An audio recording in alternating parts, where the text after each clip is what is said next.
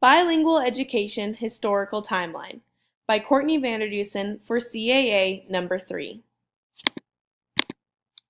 Meyer v. Nebraska was a case in 1923.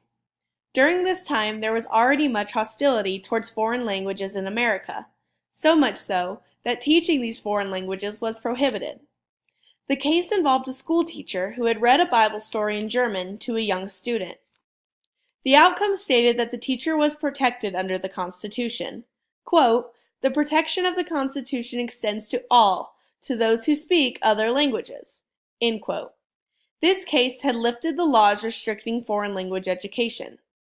Unfortunately, despite this, those who spoke foreign languages were still seen as devalued, and that learning other languages, whether in schools or otherwise, wasn't considered American. Bilingual education was on a rapid decline. Brown v. Board of Education in 1954. This case outlawed segregation in schools and called for equal education. Though many know this case as the reason black and white students were integrated, it is important to see the effects also made on the minority language speakers. These students were already at high risk for dropping out or failing, and the parents of these students decided to rise together and call for justice. They argued that when their students were placed in these English-only classrooms, it was discriminatory because there was no equal opportunity for them to succeed in these classrooms. It started a movement for these English learners to have the same equal opportunities to succeed. The Elementary and Secondary Education Act was passed in 1965. It was passed by Lyndon B. Johnson during his War on Poverty. The law was to give funding to the schools that had a high percentage of low-income students. This was intended to fill the academic gap of the low-income students compared to their higher-income peers.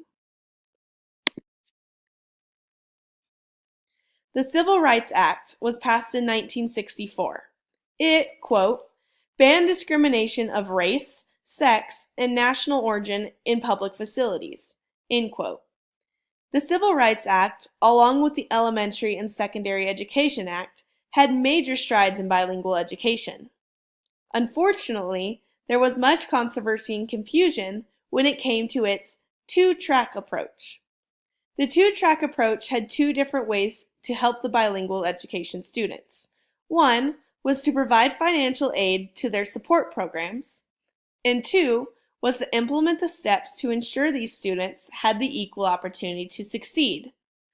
The problems arose when the money was being funded to schools to help these students, but there was still too much discrimination in their learning. The Bilingual Education Act was put into place in 1968. It was also known as Title VII. It was the first commitment in helping these students with limited English skills.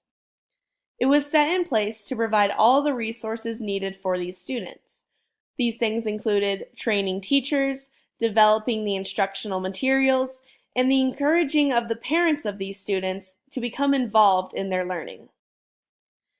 Unfortunately, it was still confusing on what the Bilingual Education Act's goal was, whether that was to quickly transition these students to learn English or to incorporate their native tongues in their bilingualism. Fortunately, though, this act will be revised multiple times through the years to help meet more needs of the bilingual students. Lau v. Nichols was a case in 1970. During this time, the integration in California had brought thousands of Chinese ancestry students into their classrooms. The complaints were that these students were failing because they were being placed in these English-only classrooms when they had little to no English capability. This was a sink-or-swim method, meaning that these students will be thrown into these English-setting classrooms, and they'll either get it or they won't. The case stood on the fact that there was, quote, no equality of treatment, end quote. On the other side, the school districts fought back, saying that they were not to blame because there was no discrimination. These students were not being separated or segregated. They were in the same classrooms as their peers. This case went all the way to the Supreme Court, and in the end they stated, quote, "Failure to provide English language instruction to students who speak no English was a violation to the 14th Amendment and to the Civil Rights Act." End quote. The Equal Opportunities Act was put into place in 1974. This act eliminated discrimination against any student, staff member, or faculty in the school system, or otherwise. There was no segregation based on race. So despite your race, you were allowed the same opportunities as all others. It required that the school must work towards this equal participation along the board.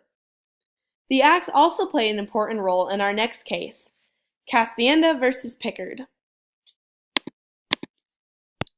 Castienda versus Pickard was a case in 1981. This case finally outlined the responsibilities needed for teaching limited English proficiency students. During the time, many schools were putting in, quote, "good faith efforts," end quote, meaning that they were giving the students the opportunities, but it wasn't their fault if these students still failed. There needed to be something in place that were making sure that these schools were meeting the needs of their LEP students. So the case brought along the three-prong test. This test was based on three things: that there must be a sound educational theory, that it must be implemented effectively, and there must be an evaluation of the student to make sure that it is being effective in their lives. These standards are still in effect today. Baker's Law was put into place in 2017 by the Governor of Massachusetts, Charlie Baker, who had signed this bill that was to provide more options for teaching ELLs. Previously, the English learners had been taught in immersion programs, which were incredibly restrictive because it was the only option at the time. It was meant to teach these students as quickly as possible. But as we know, not everybody learns the same. This new law was to allow options, keeping the immersion system in place, but also being open to new credible ways to teach English to these students. There was two other important implements of this law were that they required diplomas to have a, quote, seals of biliteracy, end quote, to represent their bilingualism on their diplomas after they graduated high school. It was meant to be seen, these were meant to be seen as an honor. It also had created committees for the parents of ELLs to raise expectations for data collections and program evaluations. The English Learners Roadmap was also put into place in 2017. It was a new language policy in California, something that hadn't happened for over 20 years. It, quote, was an online resource for school districts that will help guide curriculum, instruction, and standards, end quote. It was put in place not to replace the standards that are already set, but rather to help inform teachers and students and guide them through these standards. It also had replaced outdated ideas, such as that ELLs must be taught in English-only classrooms.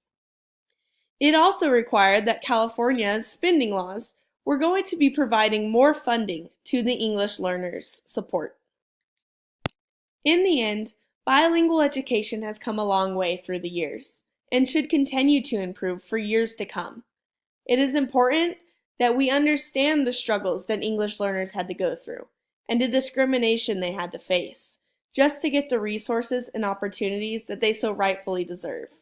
We should applaud them on their efforts, because learning English is hard enough without having to be faced with the barriers of not being able to learn with the same opportunities. Thank you for listening. Here are my resources.